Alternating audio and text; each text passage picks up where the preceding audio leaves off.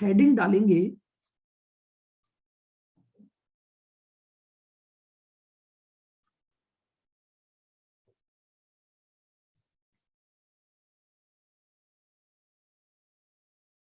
How to calculate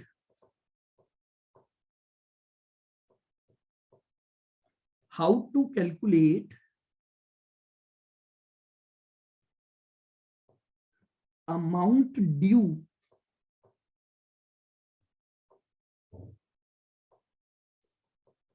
from customer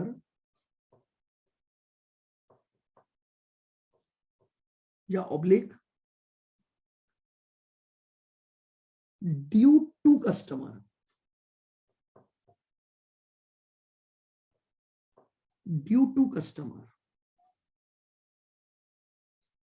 देखिए हम एक पर्सन के लिए काम कर रहे हैं, तो ईयर एंड पर मुझे एक और कैलकुलेशन समझनी पड़ेगी कि भैया मुझे इस कस्टमर से पैसा अभी भी लेना बनता है या इस पर्सन ने ऑलरेडी मुझे बहुत सारा एडवांस दे दिया है, इसलिए मुझे उसको देना बनता है। ड्यू फ्रॉम कस्टमर यानी क्या मैंने जो काम सामने वाले के लिए किया, क्या उसका पैसा मैं कस्टमर से मांगूंगा या उसने मुझे इतना ज्यादा पैसा दे रखा है कि वो कस्टमर मुझसे पैसा मांग रहा है, यानी ड्यू टू कस्टमर। तो अल्टीमेटली मुझे एक और कैलकुलेशन A7 में चेक करनी होती है, ड्यू फ्रॉम कस्टमर चल रहा है या ड्यू टू कस्टमर चल रहा है। आइए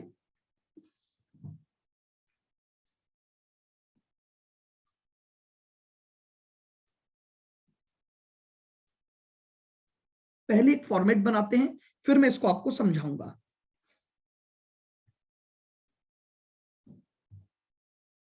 cost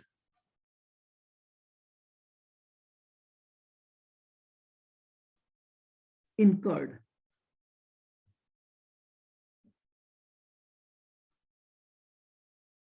till date,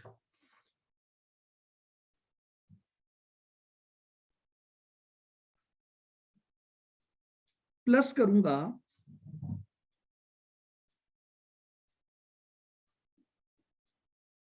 profit recognised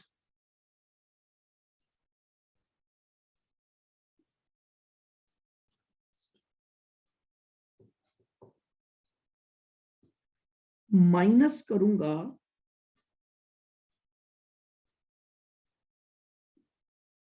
losses recognised.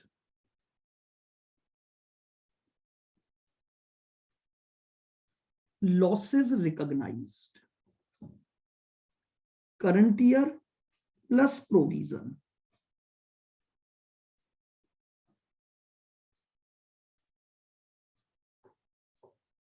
ध्यान रखना प्रॉफिट और लॉस में से एक ही चीज होगी, मैं फॉर्मेट ले रहा हूं इसलिए पूरी बात समझा रहा हूं। तो प्रॉफिट है तो ऐड कर दूंगा, लॉसेस हो गए मुझे कॉन्ट्रैक्ट पर तो मैं कम कर दूंगा, माइनस करूंगा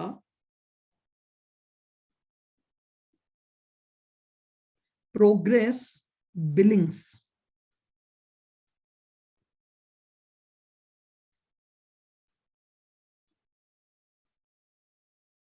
माइनस करूंगा प्रोग्रेस बिलिंग्स। प्रोग्रेस बिलिंग्स का मतलब मैं यहां पर दो बातें लिख रहा हूं, कैश रिसीव्ड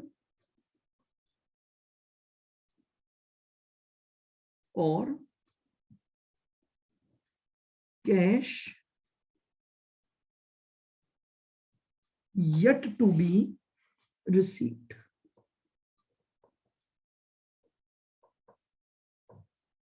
ये दो अमाउंट मिलाकर प्रोग्रेस बिलिंग का पार्ट बनते हैं,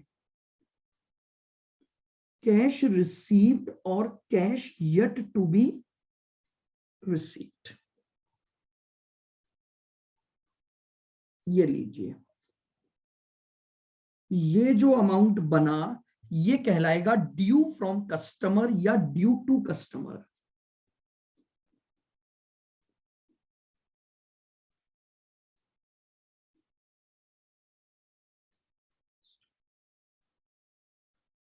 due to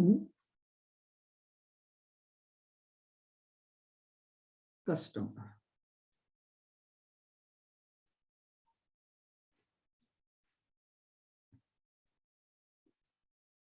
if net value is positive,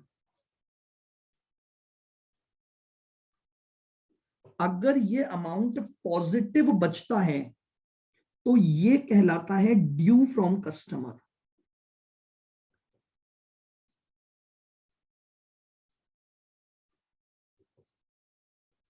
और अगर ये ड्यू फ्रॉम कस्टमर है तो ये मेरे लिए असेट बनेगा, इसका नेचर मेरे लिए असेट होगा।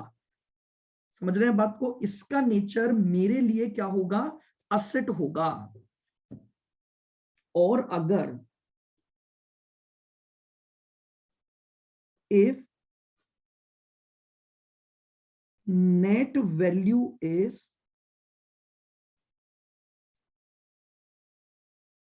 नेगेटिव, यानी ये अमाउंट नेगेटिव चला जाएगा, तो ये कहलाएगा ड्यू टू कस्टमर, यानी मुझे कस्टमर को देना है। और अगर ये ड्यू टू कस्टमर होगा तो ये कहलाएगा लायबिलिटी। ये लीजिए, ये मेरा पॉइंट है कि अगर मुझे ड्यू फ्रॉम कस्टमर निकालना है या ड्यू टू कस्टमर निकालना है, जस्ट लाइक मैं ऐसे बोलूं, ये मेरे लिए डेटर और क्रेडिटर के रूप में रिफ्लेक्ट कर रहा है। अगर मुझे कस्टमर से पैसा लेना बाकी है तो वो मेरा डेटर हो गया, और अगर मुझे कस्टमर को देना बाकी है तो वो मेरे लिए एक तरह से क्रेडिटर बन गया और वो मेरी लायबिलिटी हो गई। आइएगा अब जरा इन बातों को समझते हैं, मैंने ये क्या स्टेटमेंट बनाया। पहले आप ये स्टेटमेंट लिख लें बस।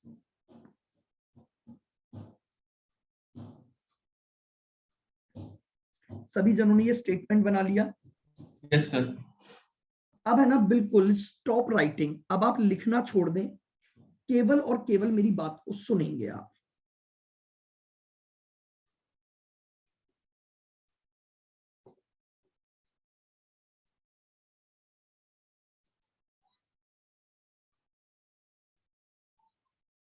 लीजिए,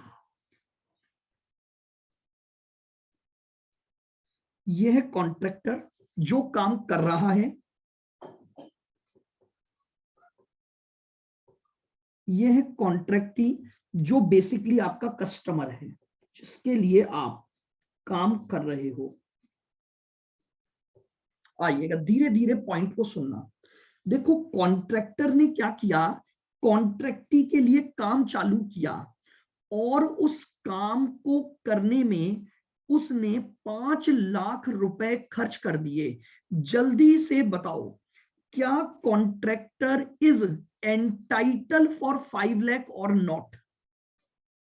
आपने 5 लाख रुपए कंस्ट्रक्शन पर खर्च कर दिए हैं भैया। अगर खर्च कर दिए तो इसका मतलब मैं उससे ये पैसा मांगूंगा या नहीं मांगूंगा? बोलो, मांगूंगा या नहीं मांगूंगा? मांगूंगा।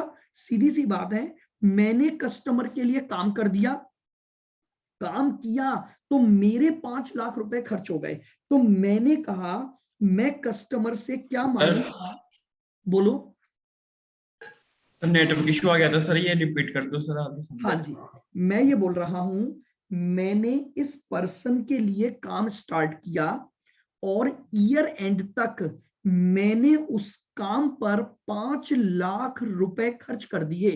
तो मेरा क्वेश्चन ये है, क्या ये 5 लाख रुपए मैं सामने वाले से मांगूंगा या नहीं मांगूंगा? बताओ। यस सर, मांगोगे। तो यानी वो 5 लाख रुपए से मेरा डेटर बन गया कि नहीं बन गया? Yes sir. बन गया। तो मैंने स्टार्ट यहीं से किया है, cost incurred till date, cost incurred till date. भैया मैंने इस साल जितना काम कर दिया है मुझे तुम उतने पैसे दोगे, तो तुम मेरे उस पैसे से डेटर बन गए। और अगर मैंने उस करे हुए काम की वजह से कुछ प्रॉफिट कमा लिया तो प्रॉफिट भी तो तुम ही दोगे। आप समझ रहे हो? मैंने यस सर। कैलकुलेट किया कि इस कॉन्ट्रैक्ट पर अभी तक मैंने जो 5 लाख रुपए खर्च किए उसके परसेंटेज ऑफ कंप्लीशन के बेसिस पर मेरा 40,000 का प्रॉफिट बनता है। तो ये प्रॉफिट कौन देगा? ये प्रॉफिट भी तो कस्टमर ही देगा। तो मैंने इमीडिएटली प्रॉफिट रिकॉग्नाइज्ड को ऐड कर दिया। मैंने बोला, ओ मेरे कस्टमर, मैं तुझसे 2 बातें मांगूंगा। एक तो जो कॉस्ट इनकर्ड टिल डेट है वो मांगूंगा, और according to the percentage of completion मेरा करंट ईयर में इतना प्रॉफिट अर्न बनता है वो भी मैं तुझसे मांगूंगा। तो मैंने इन दोनों अमाउंट को प्लस कर दिया। बोलो, दोनों बातें क्लियर हैं? Yes sir. आइए, दोनों बातें अब आपको क्लियर हैं। बच्चे कहां गए? आज कम रह गए। आ जाओ, नेटवर्क इश्यू से चले जाते हैं बीच बीच में। अगर मान लो इस कॉन्ट्रैक्ट पर मुझे लॉस हो रहा है, तो बताइए क्या लॉस का अमाउंट मेरी रिकवरी में से कम हो जाएगा कि नहीं हो जाएगा? लॉस थोड़ी मांगूंगा। आप समझ यस रहे हो सर। लॉस क्यों हुआ होगा? क्योंकि मेरी कॉस्ट ज्यादा हो गई, तो मैंने कॉस्ट इनकर्ड में वो लॉस का अमाउंट भी जोड़ा हुआ है। आप जरा सोचना, मैंने कहा कॉस्ट इनकर्ड कर दी 5 लाख, लेकिन एक्चुअल में तो रेवेन्यू ही 4.5 बनती है।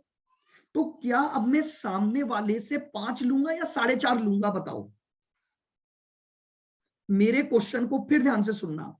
मैंने कहा कॉन्ट्रैक्ट प्राइस बनती है 4.5 लाख और मेरा खर्चा हो गया 5 लाख। बताओ, सामने वाला मुझे 5 लाख देगा या एग्रीड कॉन्ट्रैक्ट रेवेन्यू ही देगा? एग्रीड भाई, कॉन्ट्रैक्ट जब रेवेन्यू। तक कॉन्ट्रैक्ट रेवेन्यू बढ़ नहीं जाएगी, अगर कोई खर्चा हुआ तो वो मेरा नुकसान है, क्योंकि मैंने कोई फिक्स प्राइस कॉन्ट्रैक्ट कर लिया। तो बताओ, मैंने यहां पर उसको बोला कि तू मुझे 5 लाख रुपए दे दे क्योंकि मैंने खर्चा कर दिया, लेकिन कॉन्ट्रैक्ट ही बोला कि यार अपना तो एग्रीमेंट ही 4.5 का था, तूने 5 कैसे खर्च कर दिए तो मैं तुझे 5 थोड़ी दूंगा, मैं तो तुझे 4.5 ही दूंगा। मैं इमीडिएटली 50,000 का लॉस उसकी रिकवरी अमाउंट में से माइनस कर दूंगा। क्या ये बात समझ आई?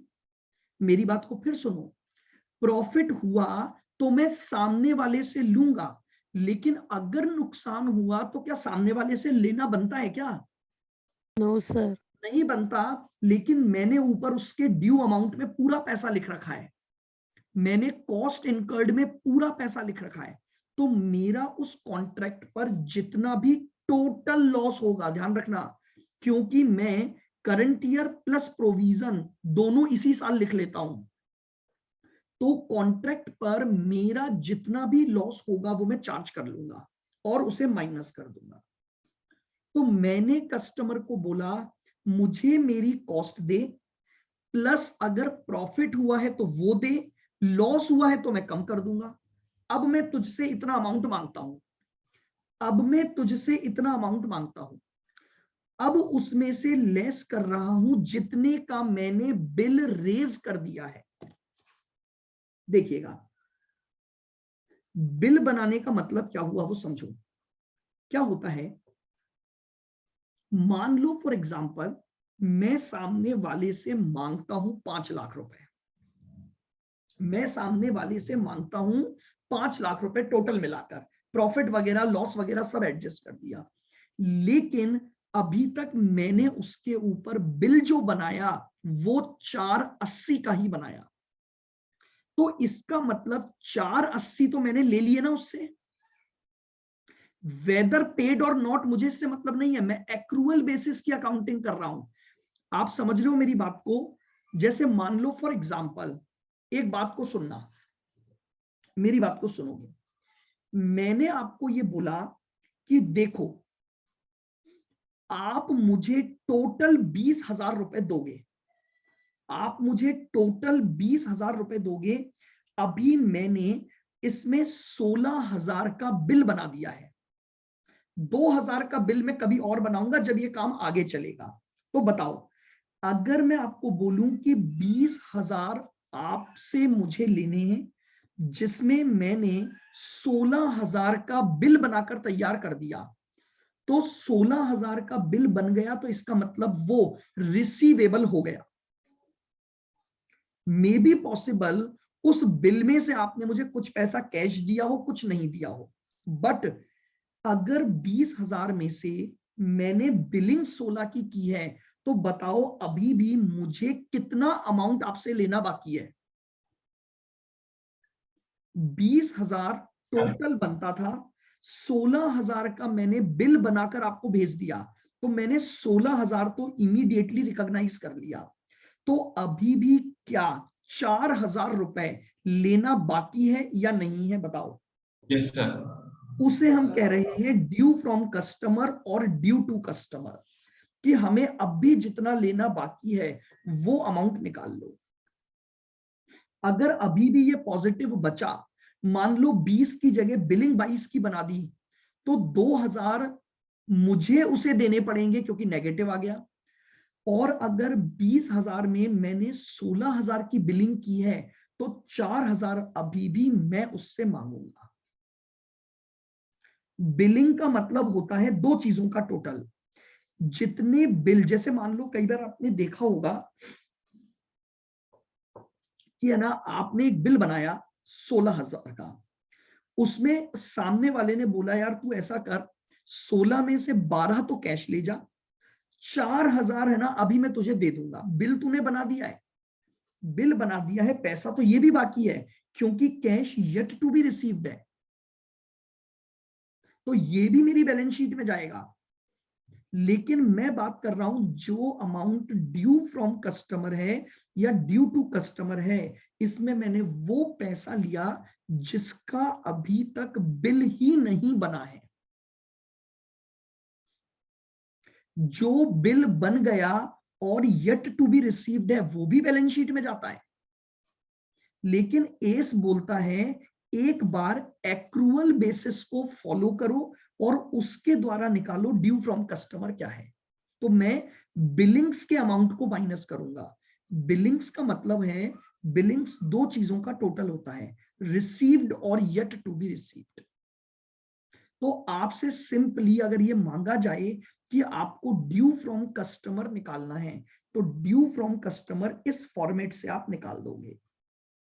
Cost incurred till date, profit recognised, losses हैं तो माइनस कर दो और बिलिंग का अमाउंट माइनस कर दो। रिमेनिंग जो बचेगा वो ड्यू फ्रॉम कस्टमर या ड्यू टू कस्टमर आ जाएगा। अगर वो ड्यू फ्रॉम कस्टमर आया तो आप उसे अपनी बुक्स में एज एन असेट दिखाओगे, और अगर वो ड्यू टू कस्टमर आया तो आप अपनी बुक्स में उसे एज लाइबिलिटी शो करोगे।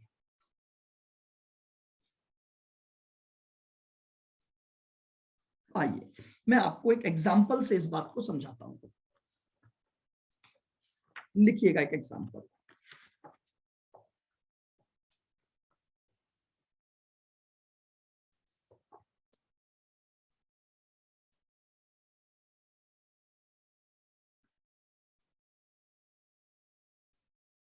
Example,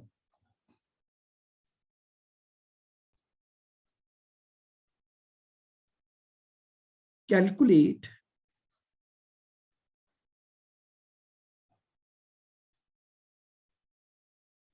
amount due from customer या ऑब्लिक ड्यू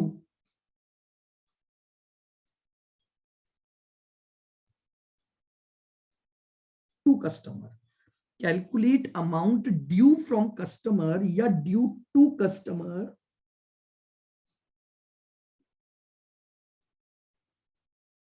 फ्रॉम द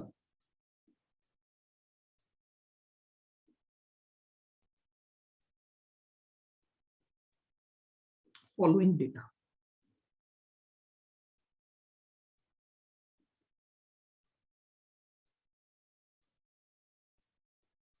आपको दिया हुआ है कॉस्ट इनकर्ड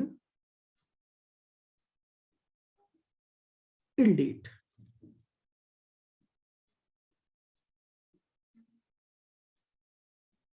आपने अभी तक 40 लाख रुपए का खर्चा कर दिया है।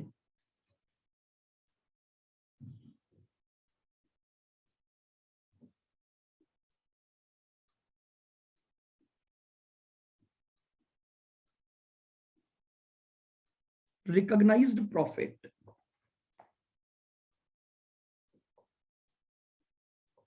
₹6 लाख।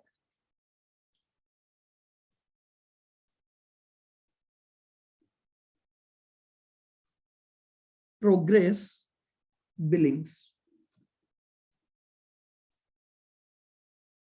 प्रोग्रेस बिलिंग्स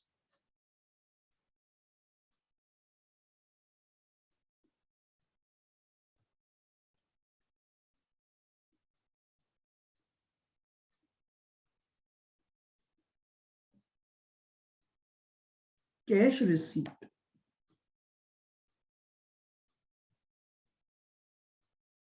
ये लीजिए, ये आपको 4 इंफॉर्मेशन दी हुई है। Cost incurred till date 40 lakh है, आपका जो रिकॉग्नाइज्ड प्रॉफिट है वो 6 लाख है, प्रोग्रेस बिलिंग्स बना दी गई है 36 लाख की, और आपको जो कैश रिसीव्ड हुआ है वो हुआ है 28 लाख। आपको ये कैलकुलेट करना है कि आपका अमाउंट ड्यू फ्रॉम कस्टमर आएगा या अमाउंट ड्यू टू कस्टमर आएगा, और यानी वो आपकी एज एन असेट शो होगा या लायबिलिटी शो होगा।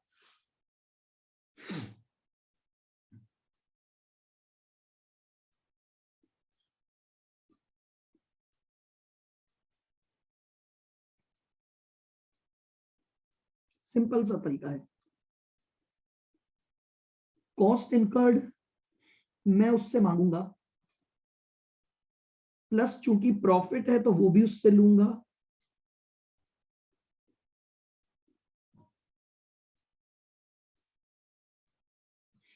रिकॉग्नाइज्ड प्रॉफिट 6 लाख उससे लूंगा, तो टोटल उससे कितना मांगता हूं? 36 लाख।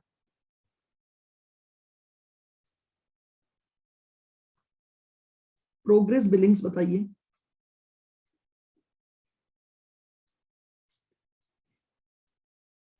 सर ये कैश रिसीव्ड प्रोग्रेस बिलिंग में इंक्लूड है ना? बिल्कुल, वो तो इंक्लूड होता ही है, ये आपको कंफ्यूज करने के लिए डेटा देता है। कैश रिसीव्ड अलग से दिया भी है, तो ध्यान रखना, मैं आपको फिर बता रहा हूं, प्रोग्रेस बिलिंग्स 2 चीजों का टोटल होता है, कैश रिसीव्ड और येट टू बी रिसीव्ड। या तो आपको टोटल दे देगा, वरना आपको इन दोनों को जोड़ के निकालना पड़ेगा। तो बताइए अब भी आपके पास कितना अमाउंट बच गया? 10 लाख। पॉजिटिव बचा कि नेगेटिव बचा? ड्यू फ्रॉम कस्टमर, यानी ड्यू फ्रॉम कस्टमर हो गया। लीजिए, सिंपल सा कॉन्सेप्ट है, ड्यू फ्रॉम कस्टमर। और अगर ये ड्यू फ्रॉम कस्टमर है तो ये आपकी बुक्स में असेट के रूप में आ जाएगा। ये आपकी बुक्स में असेट के रूप में आ जाएगा। आइए, लास्ट पॉइंट इस एस का, डिस्क्लोजर्स।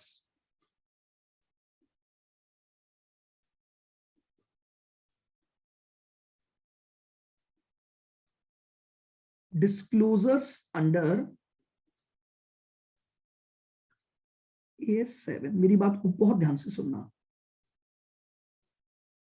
देखिएगा, अकाउंटिंग स्टैंडर्ड्स को जब आप फॉलो करते हो तो आपने बचपन में जब एक पॉइंट पढ़ा था 12th क्लास में, फाइनेंशियल स्टेटमेंट बनाना कंपनीज वगैरह के, पढ़े थे आपने?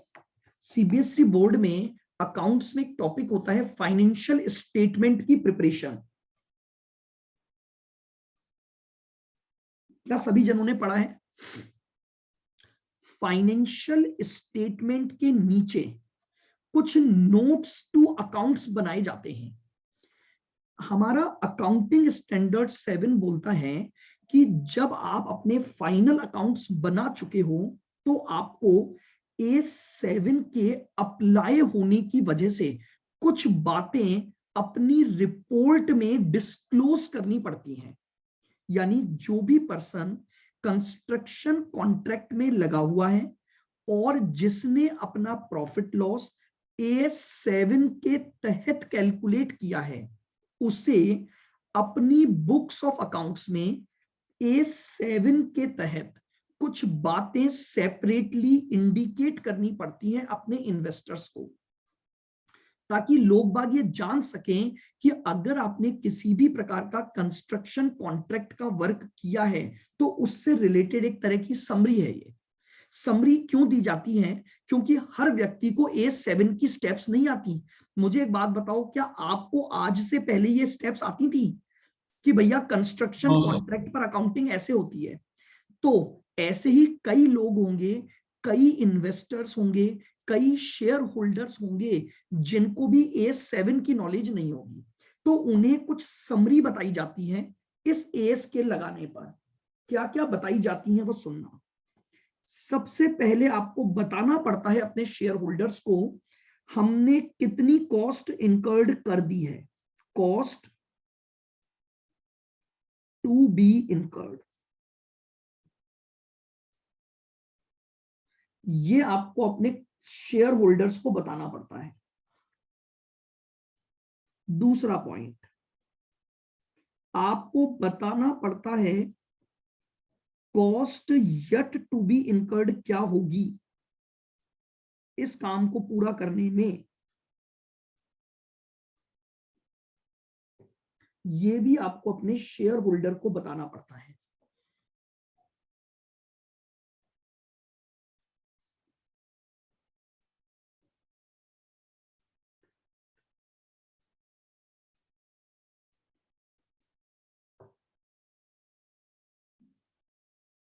आपकी इस पर्टिकुलर ईयर तक क्या कॉन्ट्रैक्ट रेवेन्यू आपकी बन गई है, यानी कितना काम आपने कर दिया है, उस वजह से आपकी जो रेवेन्यू आई है परसेंटेज ऑफ कंप्लीशन के बेसिस पर वो कितनी है।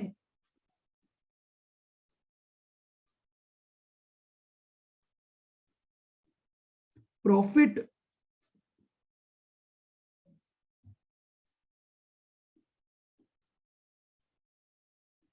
रिकॉग्नाइज्ड फॉर करंट ईयर, इन कामों को करने की वजह से करंट ईयर में आपने क्या प्रॉफिट रिकॉग्नाइज कर लिया है।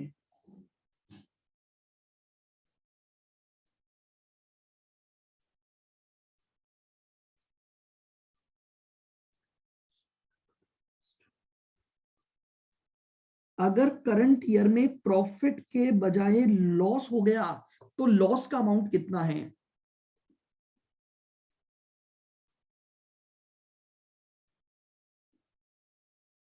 प्रोविजन फॉर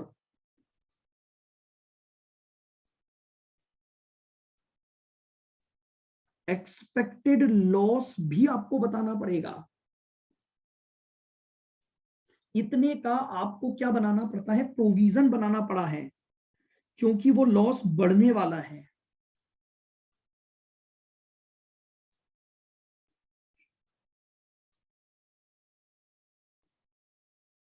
सामने वाले कस्टमर ने आपको कितना कैश दे दिया है।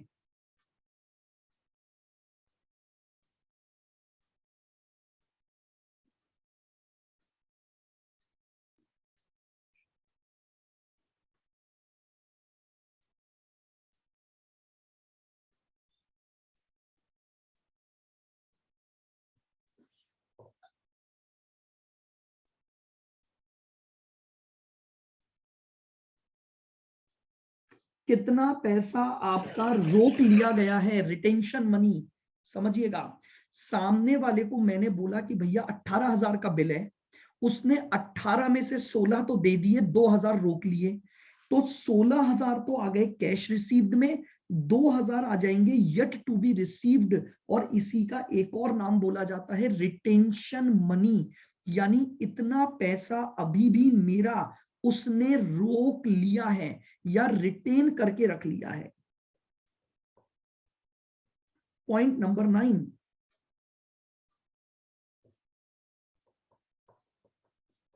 Amount due from oblique due to customer, ये बात भी आपको उसे अलग से बतानी पड़ती है अपने पास। Point number next,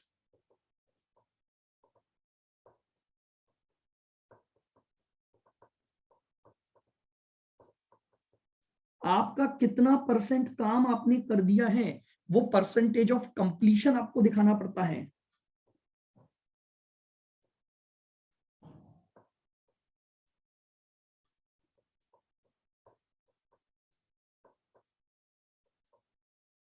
method used, हाँ जी सर ये परसेंटेज ऑफ कंप्लीशन तो परसेंटेज में लिखेंगे ना आगे? हाँ जी बिल्कुल, ये परसेंटेज में आएगा। Method used for percentage of completion, यहां पर हमें लिखना पड़ेगा हमने कॉस्ट मेथड फॉलो किया है। मैंने आपको बोला था एक्चुअल में यही मेथड फॉलो होता है। भले ही हमारे पास दो मेथड और हैं, लेबर आवर्स मेथड और सर्वे मेथड, बट मैंने आपको कहा था ना तो हमारे पास कोई क्वेश्चन है ना प्रैक्टिकली वो फॉलो होता है। तो जो मेथड फॉलो है, तो आपको कौन सा मेथड आपने यूज किया है उसके आगे लिखना पड़ता है। हमने कॉस्ट मेथड को यूज किया है क्या निकालने के लिए, परसेंटेज ऑफ कंप्लीशन निकालने के लिए। तो ये 11 बातें आपको वापस से डिस्क्लोजर के रूप में देनी पड़ती हैं। इस तरह का एक स्टेटमेंट बनेगा और इस स्टेटमेंट में आप item by item her information अपने शेयर होल्डर्स या अपने फंड प्रोवाइडर्स को प्रोवाइड करते हो। हमने इतना काम कर दिया, इतना ये है और इसके रेस्पेक्ट में ये बातें हैं। ये सभी बातें मुझे क्या करनी पड़ेंगी, रिफ्लेक्ट करनी पड़ेंगी। बताइए क्या ये बात समझ में आ गई? हालांकि देखिएगा इस पर बेस्ड, डिस्क्लोजर पर बेस्ड जनरली क्वेश्चन अभी आपके पेपर में नहीं बनते हैं, बट फिर भी आपको अब मैंने इसकी कंप्लीट डिटेल्ड नॉलेज दे दी है कि हमारा A7 किस तरह से अकाउंट फॉर करवाता है। यानी अब मेरी बात को फटाफट से सुन लें, सारी बात को। इतने तरह के क्वेश्चंस हमारे इसमें बनते हैं, हर के मैंने आपको एग्जांपल करवा दिए हैं। यानी इस एस का बेसिक ऑब्जेक्ट था, जो एंटिटीज कंस्ट्रक्शन वर्क में लगी हुई हैं वो A7 को अप्लाई कैसे करेंगी। सबसे पहले उन्हें अपना स्टेज ऑफ कंप्लीशन निकालना पड़ेगा बाय यूजिंग कॉस्ट मेथड। दूसरा, उसके बाद वो ईयर टू ईयर बेसिस पर अपनी कॉन्ट्रैक्ट रेवेन्यू कैलकुलेट करेंगी कि भैया हमारी कॉन्ट्रैक्ट रेवेन्यू क्या आ रही है। थर्ड, उसके बाद जब आपने परसेंटेज ऑफ कंप्लीशन निकाल लिया, कॉन्ट्रैक्ट रेवेन्यू निकाल ली, तो हम प्रॉफिट और लॉस फॉर द ईयर निकालेंगे। प्रॉफिट और लॉस फॉर द ईयर आ गया। ये 3 स्टेप में आपका एक बेसिक क्वेश्चन सॉल्व होता है। इन केस अगर आपका कॉन्ट्रैक्ट लॉस मेकिंग कॉन्ट्रैक्ट बन जाए, और ये मुझे क्वेश्चन में पता लगेगा whenever total cost of the contract exceed contract revenue, अगर कॉन्ट्रैक्ट की कॉस्ट कॉन्ट्रैक्ट की रेवेन्यू से ज्यादा है तो वो लॉस मेकिंग कॉन्ट्रैक्ट है। तो इमीडिएटली मेरे दिमाग में आना चाहिए कि मुझे एक प्रोविजन फॉर एक्सपेक्टेड लॉस निकालना पड़ेगा। आप जब क्वेश्चन को रीड करोगे तभी कॉस्ट का टोटल करके देख लेना, तो आपको वहीं पता लग जाएगा कि क्या आपका इस क्वेश्चन में प्रोविजन फॉर एक्सपेक्टेड लॉस निकलेगा क्या।